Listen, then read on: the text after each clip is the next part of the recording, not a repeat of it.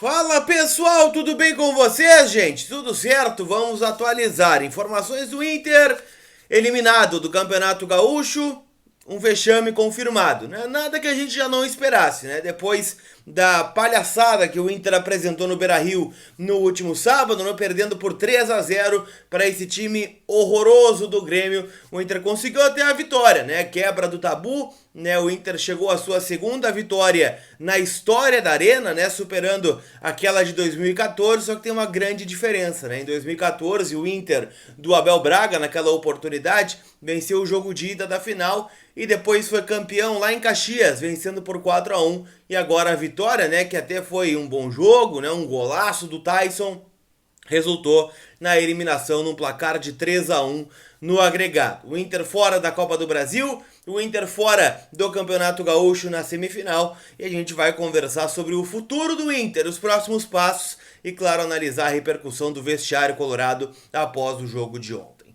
Beleza? Like no vídeo, te inscreve no canal, ativa as notificações para ficar sabendo quando entra conteúdo novo. E esse vídeo tem o apoio da Mais Ágil, que antecipa o saldo do teu FGTS em até 24 horas. Então entre em contato com eles, né, no link que vai estar na descrição do vídeo. E a gente conta, né, com a parceria da Mais Ágil, então, aqui no canal.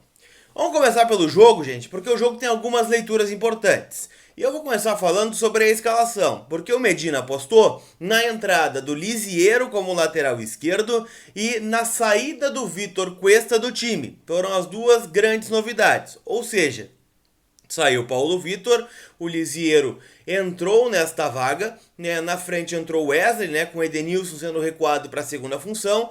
E na zaga o Bruno Mendes jogou ao lado do Kaique Rocha e o time do Inter até teve uma boa atuação defensiva.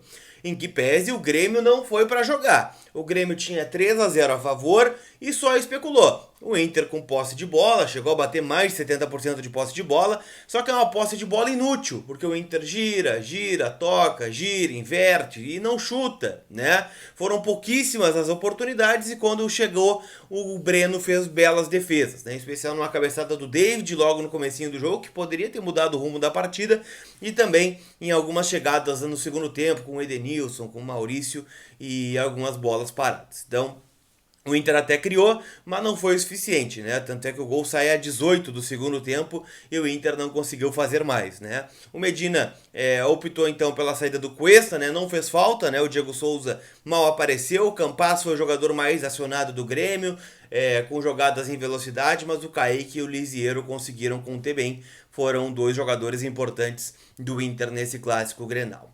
O gol foi do Tyson, né, que não fez um grande jogo, mas decidiu mais um Grenal, né? Na sua volta são 2 vitórias e 2 gols marcados, né? Então, o que pesa é o Grenal da eliminação, que é o que vale. Eu tenho certeza que todo torcedor colorado trocaria, né, essas 2 vitórias da fase classificatória e o do jogo de volta pela classificação à final para pegar o Ipiranga, né? 2 finais no sábado, né? E isso significa que o Inter terá pelo menos 15 dias de folga. Folga entre aspas, né? Folga dos jogos, porque vai ter uma espécie de intertemporada em março, né? Antes do começo do Campeonato Brasileiro e da Copa Sul-Americana. O próximo compromisso do Inter nem está marcado ainda. Será marcado amanhã, no sorteio da Copa Sul-Americana. Estreia entre os dias 5 e 7 de abril.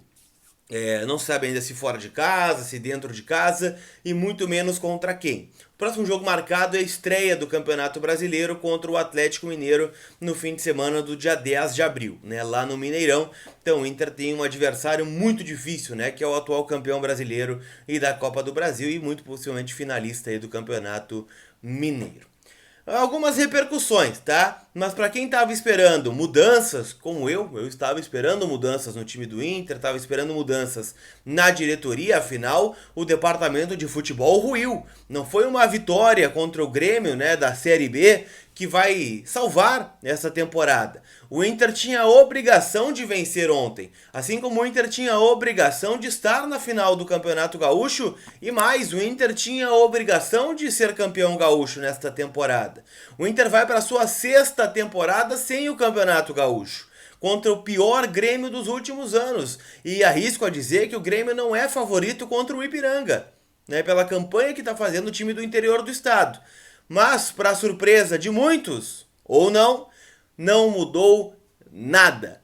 Tudo permanece igual. A mudança talvez seja nos jogadores, né? O Cuesta foi para o banco, daqui a pouco pode ir embora do Inter, o Edenilson está cotado para sair, o Dourado também, assim como alguns jovens que eu já trouxe informação para vocês aqui no canal, né? Liberados para empréstimo, o Inter vai fazer uma avaliação no mercado. O presidente prometeu reforços, disse que muito da não demissão do Medina é porque não dá para fazer uma análise completa do trabalho dele sem peças, em quantidade. Ele chegou a dizer esse termo, né?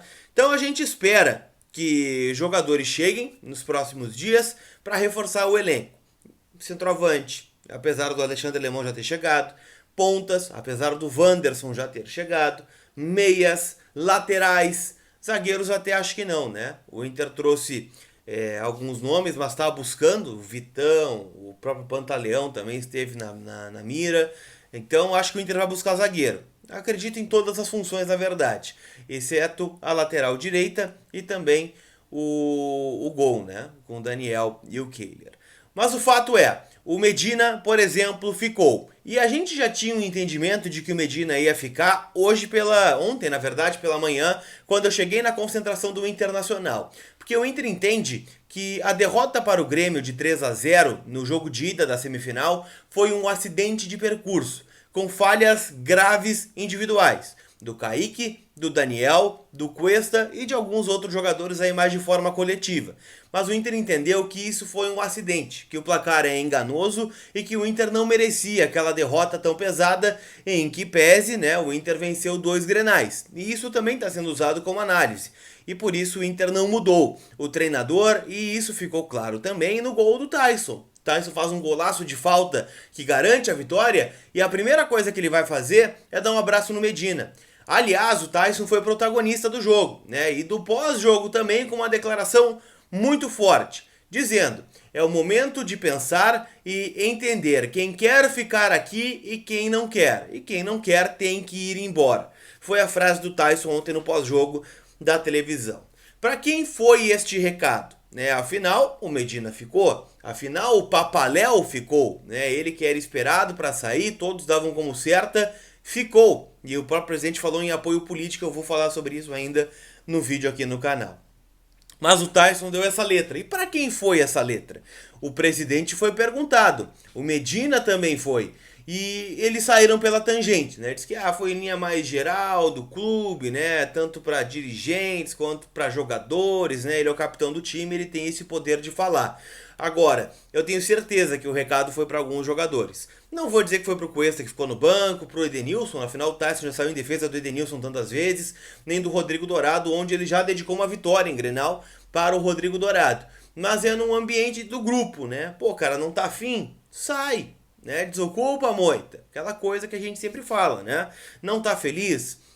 Entende que não vai recuperar o espaço aqui? Abre espaço para outro, até para que o Inter possa contratar alguns jogadores. E claro que isso também não está inviabilizado de ser um recado para jovens.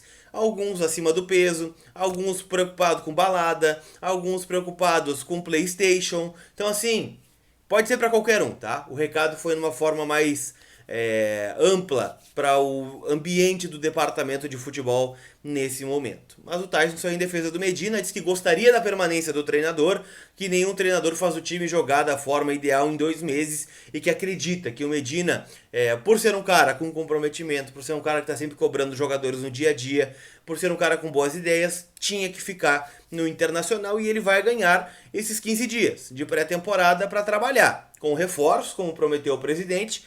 E vamos ver o que acontece aí para a estreia da Sul-Americana e do Campeonato Brasileiro. Como eu disse, o Papaléu ficou, em que pese a informação, né, de que o Inter convidou o Luiz Fernando Zacchia para vice de futebol. O presidente ontem na coletiva não negou esta informação e disse que está buscando apoio político, inclusive na oposição, para sustentar e agregar a gestão do Papaléu. Então ele vai permanecer. Isso para mim foi uma grande surpresa, porque todos tratavam a saída do Papaléu como certa, não só repórteres, mas o ambiente do Inter como um todo. E ele permaneceu, né? O que isso muda na vida do Inter?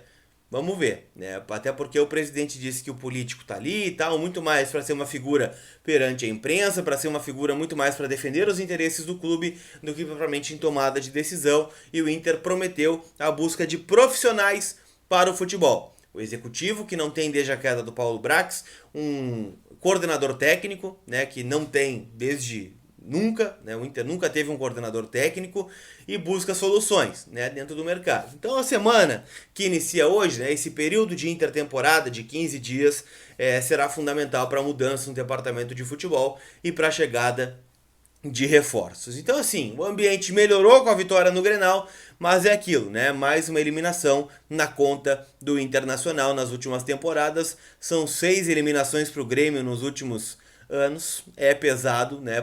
É o pior Grêmio da história. Repito, o Grêmio é um time muito fraco e é um time de Série B e o Inter ainda não pegou adversários do seu nível, o que é extremamente preocupante para o começo do Campeonato Brasileiro. Afinal, se nós estamos tendo dificuldades contra o Globo e contra o Grêmio, né, que foram times que nos eliminaram, o que nos aguarda na Série A? Contra Fluminense, contra Flamengo, contra São Paulo, contra Palmeiras, Corinthians, Atlético.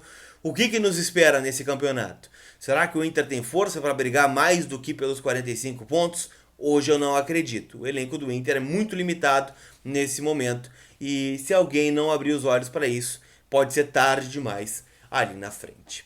Deixa eu dizer, gente, tá com saudade daquela camiseta vitoriosa do Inter, né? Aquela camiseta pesada, tem lá no brechócolorado.com.br camisas de times que honraram o manto colorado e que foram campeões, né? Então passa lá para matar a saudade e não esquece, deixar o teu comentário sobre o que tu achou, né, da permanência de todo mundo no departamento de futebol do Internacional. Eu começo a quinta-feira e o começo, né, da nova era do Internacional, extremamente preocupado com o futuro do clube. Aquele abraço, tamo junto, volto à tarde com mais informações. Tchau!